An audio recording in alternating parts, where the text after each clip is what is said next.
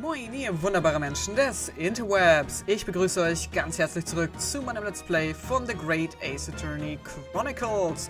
Wir sind im Gefängnis stehen geblieben und wollten uns jetzt einmal den Tatort angucken. Deshalb geht es ab zum Pfandleiher.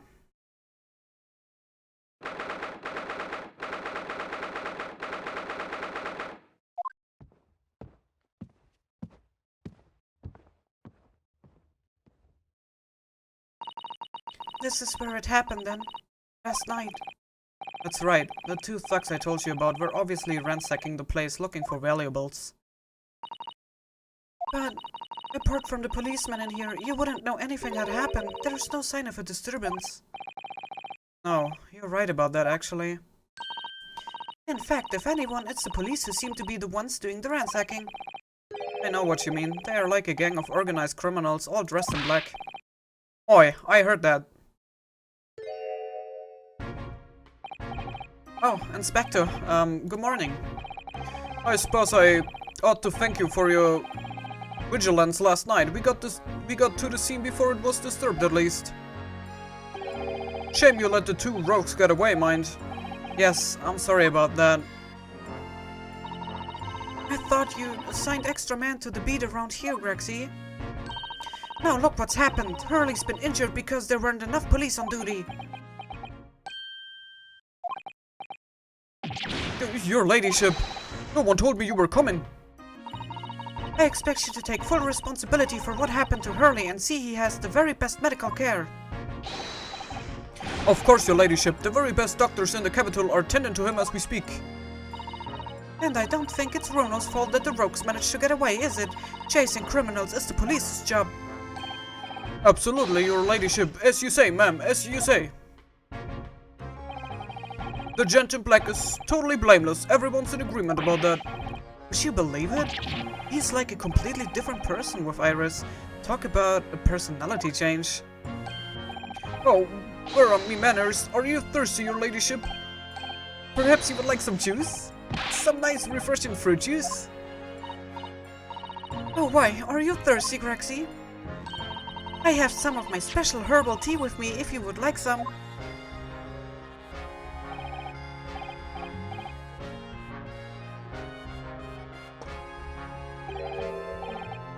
Oh, lovely. Too very much. That really hit the spot, your ladyship. I don't even recognize him like this.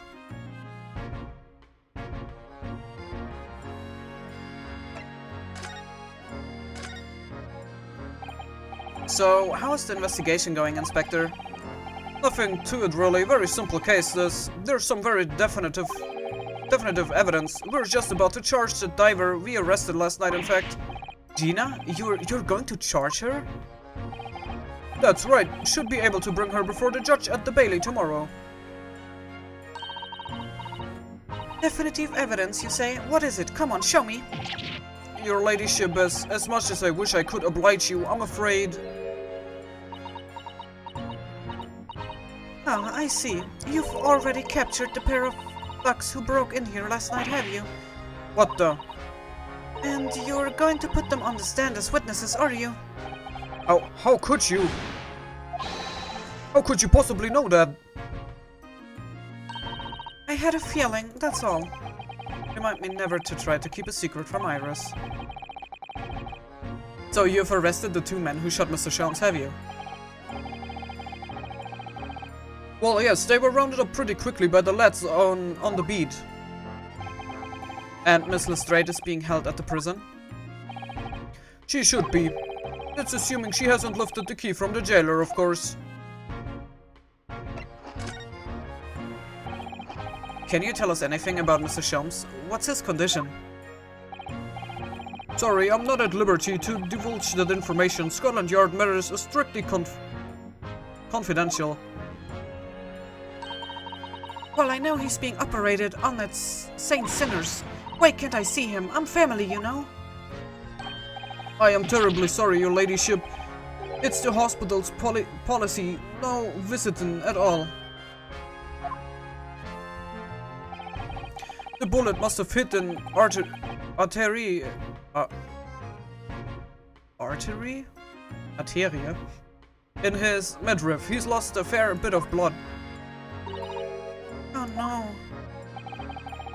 He didn't seem too bad in the first hour or so, but a hemorrhage like that is enough to make even the one and only Sholmes pipe down. Mr. Sholmes is a human like the rest of us, you know? Well, anyway, he's having emergency surgery right now. They've gotta stop that bleeding. But he will be alright, won't he? They will be able to make him better? Oh, of course, your ladyship. He will be as right as rain before you know it. Really? How do you know? How do I know? Well, because, of course, yes, because Mr. Sholmes is such a great detective, that's why. We would better pray. The doctors have a better grasp of what's needed to make someone feel well again. Oh dear, please don't die early. I will report to your ladyship the moment I hear he's out of the operation theater.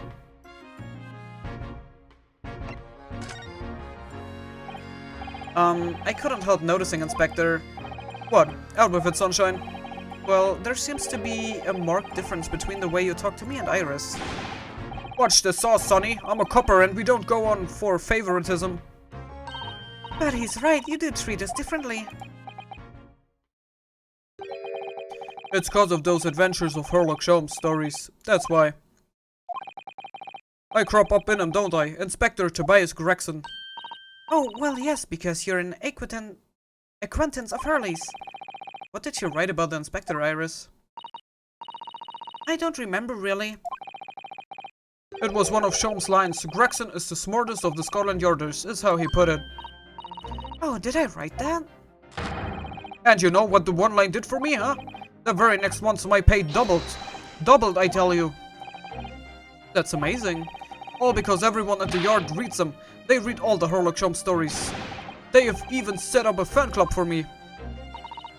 Of course, that explains everything. It was around that time that you became such a toady to me. Then you blame me? All it take is one bad word from you and Sholmes could change his tune about me. Gregson? No, the great detective will say. He's getting quite overrated these days. Think what would happen to my salary if that came out in print, huh? The whole thing gives me the willies.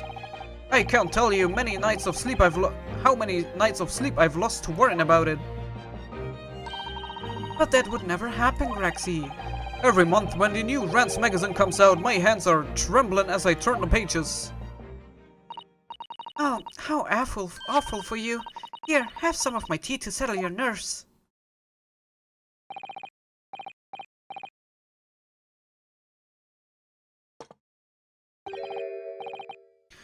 Lovely. Da very much. That really hit the spot, your ladyship. Teetotal.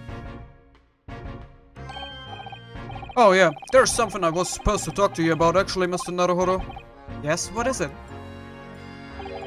I've got an important message for you. I clean forgot about it until now. An important message? I wonder what it could be.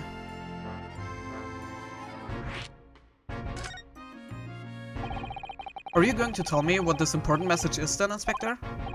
Yeah, it's about that young lady who's normally by your side, your assistant. Oh, dear Susie, is she alright?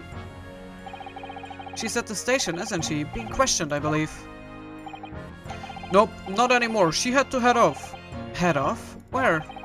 To Lord Strongheart's office, of course. He summoned her. Ah, yes, of course. I had forgotten about that. One of the whipstocks took her there in a yard carriage after we would finish questioning her. But she asked us to tell you she didn't have the fare for the return journey and to go and meet her there. She's got a nerve using Scotland Yard as a bloomin' messaging service. I see. Well, thank you for passing that on, Inspector. Why did Susie have to go to see the Lord Chief Justice? She didn't tell me, but I better head over to the Lord Chief Justice office to fetch her straight away. Okay, aber bevor wir das machen, würde ich mich noch sehr, sehr gerne hier umsehen.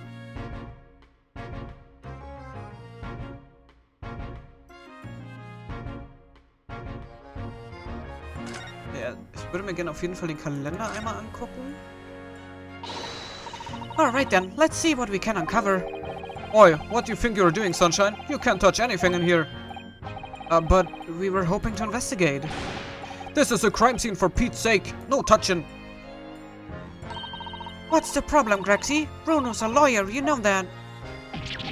Oh, I'm ever so sorry, your ladyship, ever so sorry. The rules and regulations are a thorn in my side. Of course, if Mr. Naruhodo was to have been properly appointed by the accused, that would be another matter. The accused. If you could show me some representation papers, I would be only too happy to let you nose around. Did you hear that, Bruno? You need Ginny to sign some representation papers. That looks like presenting the detective here with the correct paperwork is the only way. Das ist so cool wie Gregson. Immer hin und her wippt hier. Oh Mann, ey. Okay, gut, also nix mit Schniff. Dürfen wir uns hier nicht umgucken. Gut, dann würde ich sagen, gehen wir... A new location has been added. Lord Chief Justice Office. Genau. Da gehen wir jetzt als nächstes hin.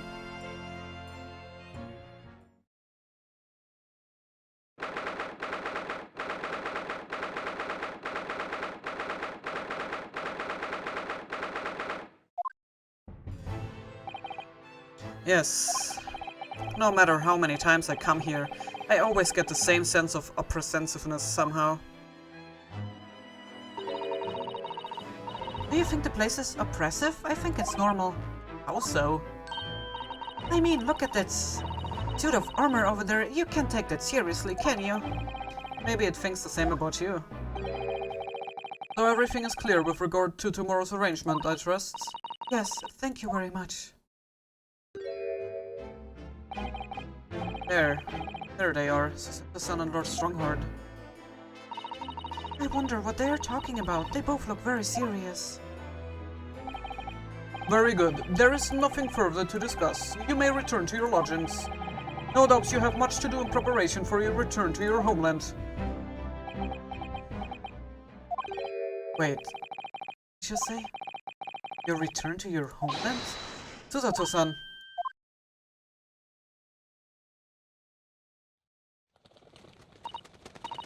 Oh, Mr. Naruhodo.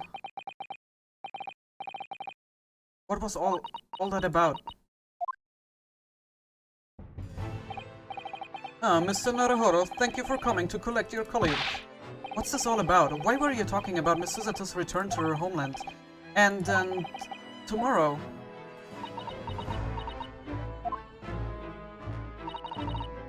Tomorrow? But what about Ginny's trial? I mean... she's been formally charged now? Oh, dear.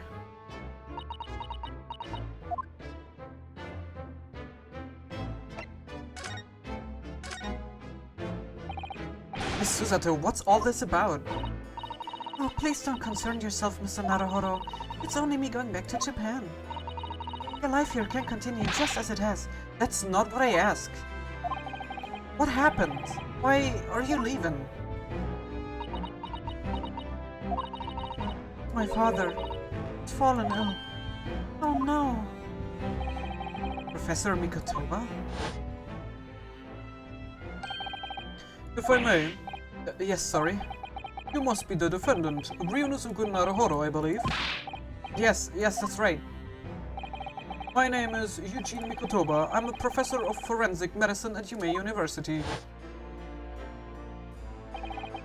We received an international telegram from the Empire of Japan informing us of the news. 10 days ago, Father collapsed with fever. The cause is apparently unknown, and it seems he grows weaker day by day. I don't believe it. As you are aware, the voyage from here to your country's capital, Tokyo, takes some 50 days. I thought it would be prudent to hasten Miss Susato's departure as much as possible. Yes, absolutely.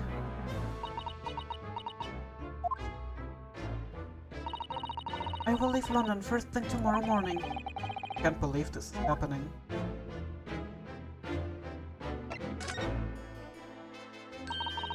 So Gina has been charged? She will have to appear in court?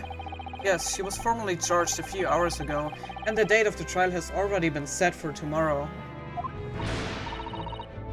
No, not even 24 hours later? Gina, the Lestrade girl and the murder of the Baker Street pawnbroker, yes? An all too suspicious case. The pickpocket was clearly disturbed mid-robbery and shot the man in a panic. Now the yard is overstretched as it is, without wasting time on these open and shut cases. It's not wasting time. Ginny would never do something like that. Mr. Naruhodo. Yes, Lord Strongheart? In deference of your fine services to date, I shall overlook this young girl's insolence. But I have no recollection of admitting a child into my office. Leave. Now. Of course, Lord Strongheart. Criminals will tell the most palatable lies in order to evade justice. The police can ill afford the time it takes to unravel all their untruths. Meanwhile, more crimes are perpetrated. We have 4 more serious matters with which to contend. Serious matters? Didn't Gregson mention something like that? Yes, Inspector Gregson made a similar remark yesterday.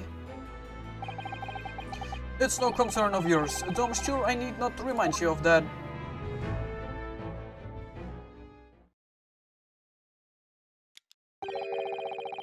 "3 minutes precisely until my next meeting. You must excuse me." There's just one more thing, Lord Strongheart. Which is? It's Miss Lestrade's trial. I wonder if you might permit me to defend her. A timely suggestion. Sorry. The girl currently has no representation. But that's not fair. Yes, she may be a pickpocket, but she still deserves a fair trial. Do not misunderstand me, young lady. The government provides for those too poor to afford representation with a public defender. The accused need only sign the relevant paperwork and the defense barrister will be assigned to the case. However, the young girl in question has refused that right. Why would she do that? A question you would do well to direct at Miss Lestrade. You will find her at the local prison. Yes, thank you. Now then, it's time I was leaving. A good day to you. What a day. Gina charged with murder. Susato-san about to leave.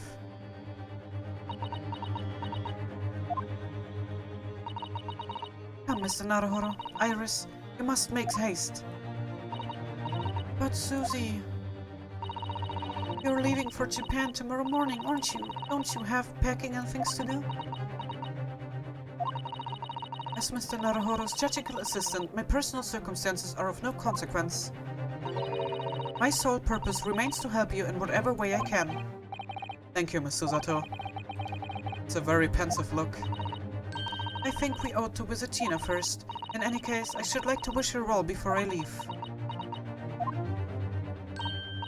Yes, that sounds like a good idea. Let's go! If I'm honest, this has completely thrown me off. I will just have to do what I can, as a lawyer.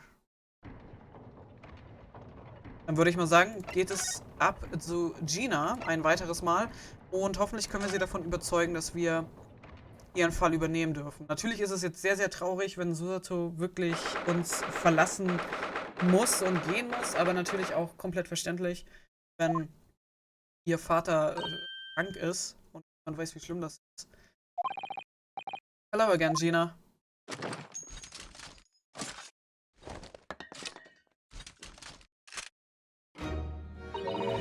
What are you lot here for now? Have the muzzle of the grenade launcher shoved in our face yet again, obviously. I think I need to improve the way you load ammunition into that thing, don't I? Look, you can come as many times as you like, but I ain't got nothing more to say to you.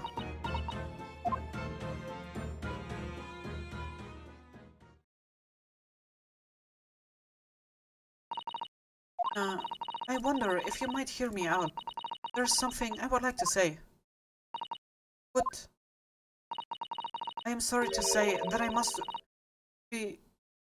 reluctantly bid you farewell. Farewell? Tomorrow I must begin my journey back home, to Japan. I fear we may never meet again.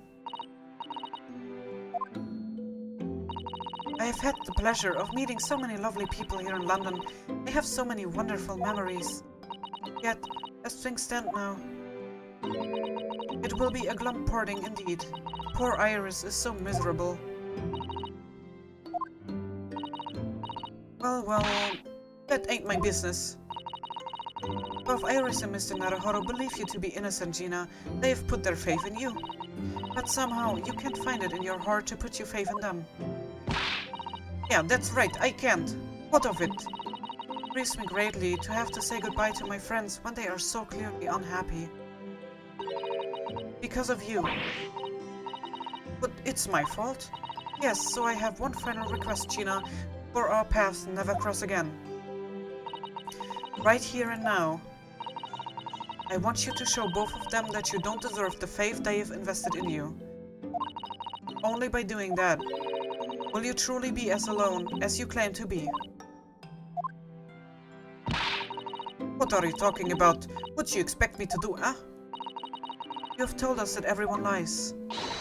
So prove it by admitting one of your own untruths. What about what you said before, Ginny? You said something about unforgivable lies. Let's tell Mr. Naruhodo and Iris the truth now. That is my last request before I leave.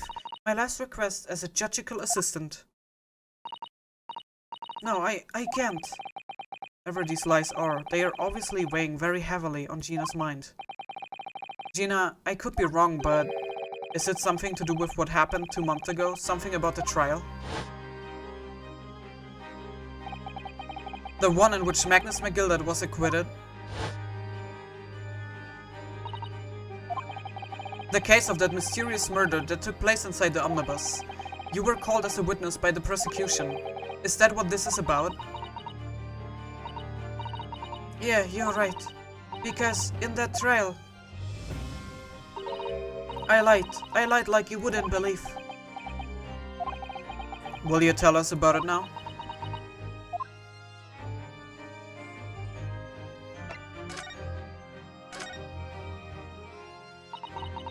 Like you said, it all happened 2 months ago. The coppers got hold of me and shoved me in the witness stand. And based on your testimony, Mr. McGilded was declared innocent. Yeah, well, the thing is, I lied about a whole bunch of stuff. I knew it. What sort of thing did you lie about? I was hiding under the seat that night, that was the truth. It was pitch black in that little cubbyhole. I couldn't see a thing, and then I heard that loud thud, like someone falling on the floor. And that's when Mr. McGilded discovered you? Yeah. He pulled me out from under the seat and set me next to the dead man. There weren't much light to see by, but when I looked at my hands, I had the cuff's blood all over me. I was so scared, I couldn't even speak. You had his blood on your hands? In other words, it was Gina that the witnesses on the roof deck saw through the skylight. Then Mr. McGilded started asking you questions, I suppose. Who you were and why you were hiding under the seat. Yeah, he did, only that's not all. What do you mean? I mean, he threatened me. Threatens you? How? He made me swear about what I've seen and what I'd heard. And about what he was gonna do after the cuff was found dead. He made me swear I wouldn't tell no one about any of it. If I did that, he said he would let me scrap her before the copper showed up.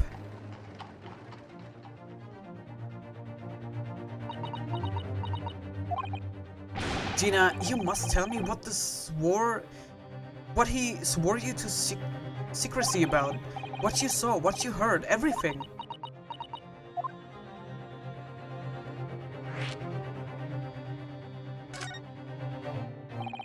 You said McGilded made you swear not to tell anybody what you saw, but you were in the pitch black compartment under the seat the whole time, weren't you? Yes, with Mr. McGilded sitting above your head, if I remember correctly.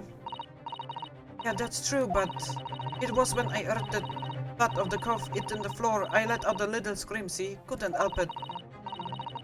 McGilded heard that and dragged me out by me arm, and that's when I saw it. It was on the floor next to the old geezer who had been stabbed. A disc, all bright and shiny. A disc? Do you mean... Yeah, that's it. The one what the deed took of me at Windybanks. So the music box disc was there on the floor of the omnibus? Not for long. McGilded spotted it straight away. He picked it up smartish and stuffed it in his inside pocket. So the disc was in the omnibus 2 months ago at the scene of Mr. Mason's murder. And the buck trotter told me.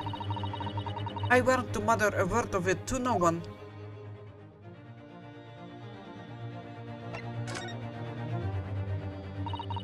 Cause it was so dark under that seat in the cab, I was straining me ears the whole time. After a while, I heard the door and footsteps inside the cabin. Presumably that was McGilded getting on board. Nah, not only him. Cause I could definitely make out the footsteps of 2 people.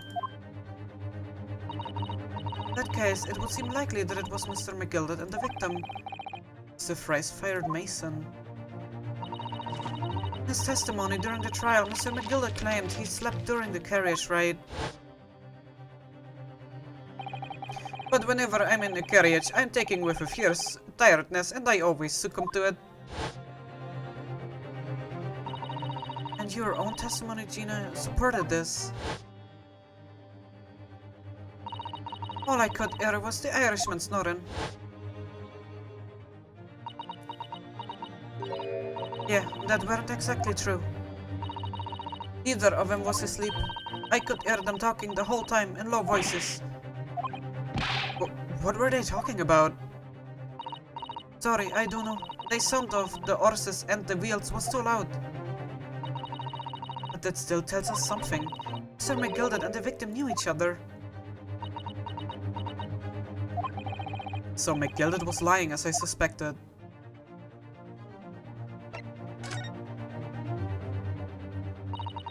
I knew it weren't gonna take long before someone raised the alarm that the bloke had been killed.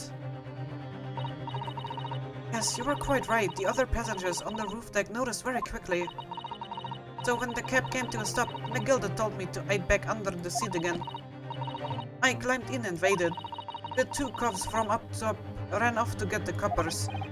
Yes, Mr. Fairplay and Mr. First. Right, and after they'd gone, McGilded asked the driver to do a favor. A favor? Now then, feller, what I need you to do is take this coat of mine and deposit it with a nearby pawnbroker. And for your troubles, let's see now. I will give you 10 guineas. A nearby pawnbroker? You mean on Baker Street? Yep, you got it. It was Windybanks. The coachie snapped up the money and ran off to pop this coat as fast as he could. So then there was no one left in the carriage. McGilded opened the box under the seat and let me get out of there, but not without conditions. I see.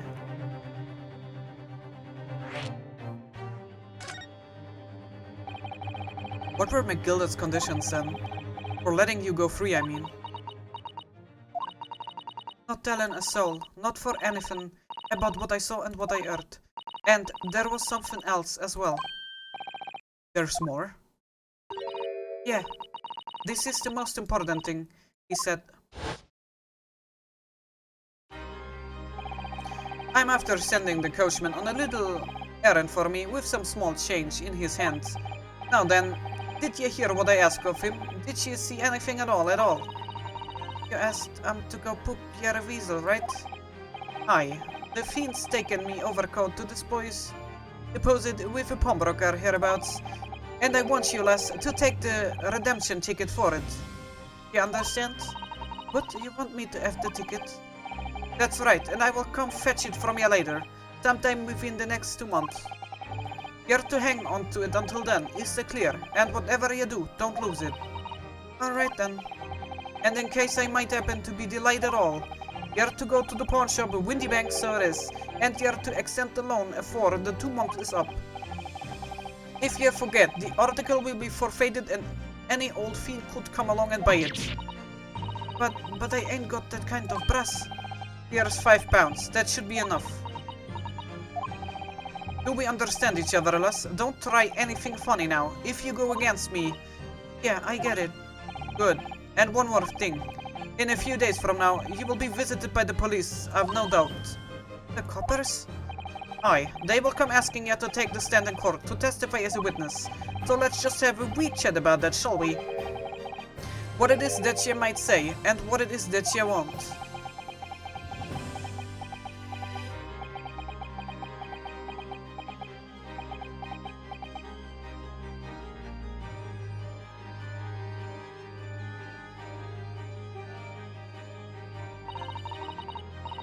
After he'd gone over it all, I picked it, got as far away from there as I could. He had the pawnbroker's ticket in some bushes near the scene. I went to fetch it the next day once it got dark. So McGill had planned it. And coerced Gina into giving false testimony.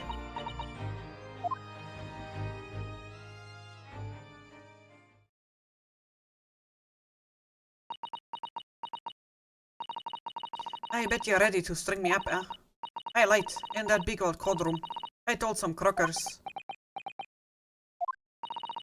The thing is, he said he would make it so we couldn't live in the East End no more. That's what he threatened me with. What a wicked man. He knew everything would went on in the black slums. He knew we had no one to look after us, and we was all just looking out for each other, getting back together. So you mean Mr. McGill would have... In an heartbeat, he could have had the lot of us chased out there if he wanted. And then where would we have gone, huh? Nowhere, that's where. So, I didn't have no choice. Thank you, Gina, for telling us everything. But I am for it now, eh? Go on, admit it, you must be livid. Well, you can make amends by doing me a simple favor. A favor? What? Sign the representation papers for tomorrow's trial. If you don't actually want me to represent you in court, you can rip it up later. But we need the paperwork or we can't investigate. The police won't let us. Investigate what? The scene of the incident last night. Mr. Shams was shot, you see. You what? Early's having a big operation right now, Jenny. Is he bad? Is he gonna be alright? Shams is gonna be alright, right? That's why I want to investigate, for Mr. Shams' sake as much as anything. Right. So what you're saying is, if I sign a bit of paper, everyone's happy, is that it? Something like that. Miss Susato? Yes, of course. I have the representation papers here.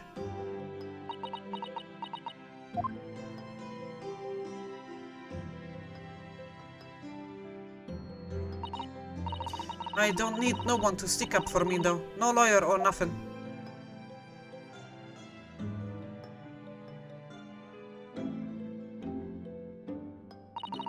Poor Jenny. He seems so lonely. Ja, ich glaube trotzdem...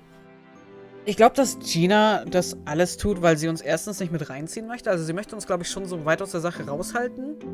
Und sie möchte aber auch gleichzeitig niemanden wirklich an sie ranlassen. Sie hat irgendwie... Ich glaube, sie hat Angst. Sie hat Angst, Leute nah an sie ranzulassen. Weil sie das verletzlich machen würde. Ich glaube, deswegen versucht sie so ein bisschen Distanz aufzubauen. Und das finde ich so schade. Und das alles, was McGill gemacht hat... Ich meine, bei dem Verfahren, wir haben uns doch alle sowieso gedacht, okay, der hat gelogen, der ist 100% schuldig, der hat irgendwas damit zu tun. Das war uns allen klar. Wie der Fall ausgegangen ist, da war keiner mit zufrieden. Aber dass er das alles durchgeplant hat... Das ist schon krass. Also er hat auch Gina gedroht, er hat sie dazu gezwungen, falsch auszusagen. Aber ich frage mich trotzdem, was dann mit Mr. McGill passiert ist. Also, ob er jetzt... Also ich hinterfrage das jetzt auch, ob er wirklich da in der Kutsche gestorben ist. Oder ob das auch irgendwie geplant war. Und wenn er wirklich gestorben ist, wer war es? Also wer hat das getan? Also es gibt noch so viele Fragen zu klären. Well, at least this should mean we can investigate the scene at Winniebanks now. Yes, and perhaps we can come back to visit Ginny when we're done there. I feel like we've finally cracked Gina. She's opened up to us at last. And now I hate her. Hate. Ja, ich kann definitiv noch lesen. Now I have her representation papers. No one else knows just what a responsibility that is. Anyway, for now it means Inspector Gregson can't stop us investigating at Winniebanks. Also, he tells me he's not going to be happy about it. To be continued. Jetzt haben wir das nächste Kapitel abgeschlossen. Das heißt, im nächsten Part wird es dann weitergehen mit den Untersuchungen. Dann werden wir uns nochmal beim Pfandleiher umschauen und gucken, was wir für Hinweise finden können. Vielleicht finden wir auch ein paar Hinweise für Ginas Unschuld. Und hoffentlich werden wir dann auch erfahren, wie es Herlock ergangen ist bei der Operation. Hier gibt es jetzt aber erstmal einen Cut. Ich bedanke mich wie immer ganz herzlich fürs Zusehen. Hoffe, ihr hattet Spaß. Und wenn ihr mögt, sehen wir uns sehr, sehr gerne im nächsten Part wieder. Bis dahin, ciao.